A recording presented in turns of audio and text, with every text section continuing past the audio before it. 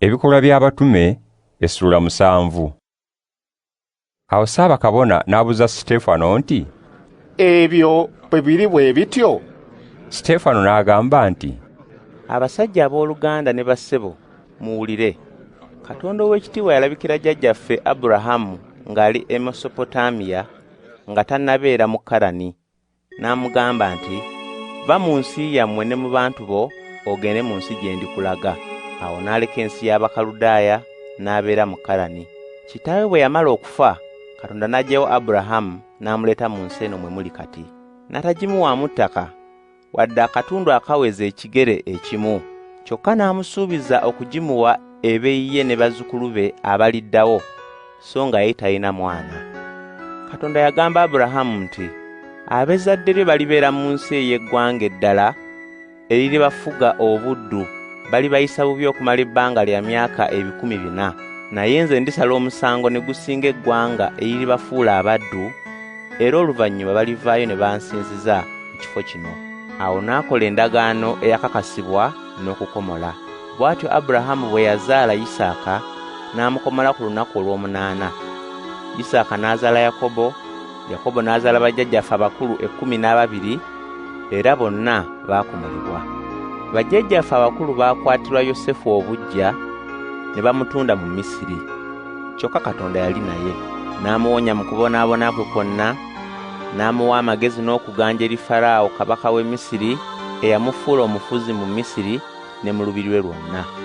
Awo enjala nnyingi n'egwa mu Misiri yonna ne mu Kanaani, okubonaabona ne kuba kungi, bajjajjaffe ne balumwa enjala. Kyokka Yakobo bwe yawulira nga mu Misiri eriyo emmere, n'atuma bajjajjaffe omulundi ogwasooka. Ku mulundi ogwokubiri, Yosefu n'amanyibwa baganda be, n'olulyo lwe ne lumanyibwa Falaawo. Awo Yosefu n'atuma n'ayita baganda be bonna ne kitaawe Yakobo. Bonna awamu baali abantu 7. Yakobo n'aserengeta e Misiri, ye ne bajjajjaffe gye baafiira. Emirambo gyabwe ne gitwalibwa e Sekemu ne gigalamizibwa mu ntaana Abulahamu gye yagula ku bazzukulu ba Hamori mu Sekemu. Naye ekiseera Katonda kye yasuubiza Abulahamu bwe kyali kisembedde, bajjajjaffe ne baala ne babeera bangi mu Misiri, okutuusa lwe wabaawo kabaka omulala ate amanya Yosefu. Oyo n'asalira eggwanga lyaffe enkwe, n'abonyaabonya nnyo bajjajjaffe, n'abasuuza ng'abaana baabwe abawere bafe. Mu kiseera ekyo Musa n'azaalibwa nga mwana mulungi nnyo, ne bamuyonseza emyezi 3 mu nnyumba ya kitaawe. Bwe yasuulibwa, muwala wa Falaawo n'amutwala n'amukuza ng'omwana we. Musa n'ayigirizibwa amagezi gonna ag'Abamisiri, n'aba w'amaanyi mu bigambo bye ne mu bikolwa bye. Musa bwe yaweza emyaka 40, n'ajjirwa ekirowoozo eky'okukyayira baganda be Abayisirayiri. Bwe yalaba omu ku bo ng'ayisibwa bubi, n'amulwanirira n'amutaasa, n'atta Omumisiri.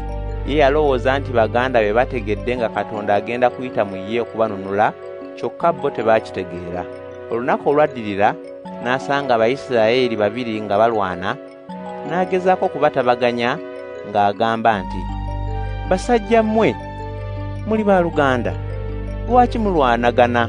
Naye oli eyali akuba munne n'asindika eri Musa ng'agamba nti, ani yakufuula omufuzi era omulamuzi waffe?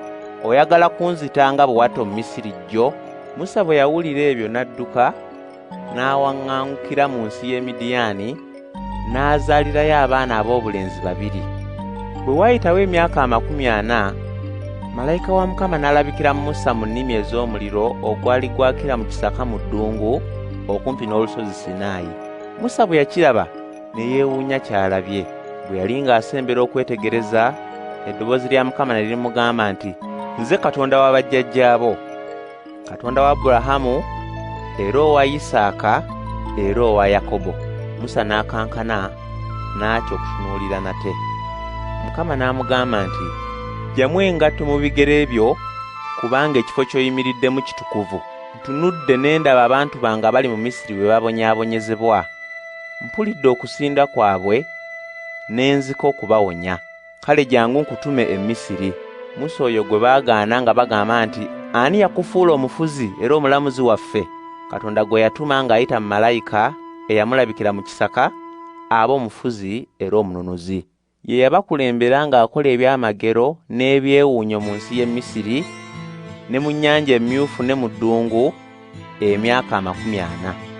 Era Musa oyo ye yagamba Abayisirayiri nti, Katonda alibatumira omulanzi aliva mu baganda bammwe nga bwe yabatumira nze. Musa ye wuuyo eyaliwo Abayisirayiri bonna bwe baakuŋŋaanira mu ddungu. Yali ne malayika eyayogera naye ku lusozi Sinaayi, era yali ne bajjajjaffe. Ye wuuyo eyaweebwa ebigambo by'obulamu okubituwa. Bajjajjaffe baagaana okumuwulira ne bamwesammulako, emitima gyabwe ne giddayo e Misiri. Ne bagamba Alooni nti, tukolere balubaale abanaatukulembera, kubanga Musa oyo eyatuggya mu nsi y'e Misiri tetumanyi kyabadde. Awo ne bakola ekifaananyi ky'ennyana, ne bawaayo ebitambiro eri ekifaananyi ekyo, ne basanyukira ekintu ekyo kye beekoledde. Kyokka Katonda n'abavaako, n'abawaayo okusinzanga emmunyeenye ez'oku ggulu, nga bwe kisangibwa mu byawandiikibwa abalanzi nti, mwe Abayisirayiri, ensolo ezattibwanga era n'ebitambiro mwabiwanga nze mu myaka 40 gye mwamala mu ddungu. Nedda, mwasitula weema ya lubaale Moleki n'emmunyeenye ya lubaale Refani. Ebyo bye bifaananyi bye mwakola mulyoke mubisinze. N'olwekyo ndibawaŋŋaŋŋusiza emitala wa Babilooni. Bajjajjaffe bwe baali mu ddungu baalina eweema eraga nti Katonda ali nabo. Eweema eyo yakolebwa nga Katonda bwe yagamba Musa okugikola, n'agikola mu ngeri Katonda gye yagimulagamu. Bajjajjaffe nabo ne bagifuna ne bajja nayo. Bwe baayingira mu nsi muno nga bali ne Yoswa, ne beefuga ensi y'abamawanga amalala, Katonda be yagobamu nga bajjajjaffe balaba. Eweema eyo yabeera mu muno n'okutuusiza ddala mu biseera bya Dawudi eyasiimibwa Katonda, era eyasaba azimbire Katonda wa Yakobo ennyumba.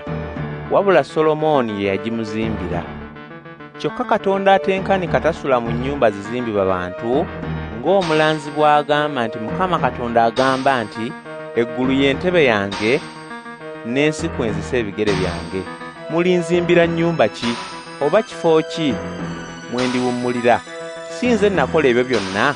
Mwabajeemu, ab'emitima emikakanyavu era abagaana okuwulira ebigambo bya Katonda, mulinga bajjajjammwe, kubanga bulijjo mulwanyisa Mwoyo Mutuukirivu.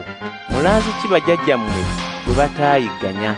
Batta ababaka ba Katonda abaalanga okujja kw'Omutuukirivu, mmwe gwe mwalyamu olukwe ne mumutta.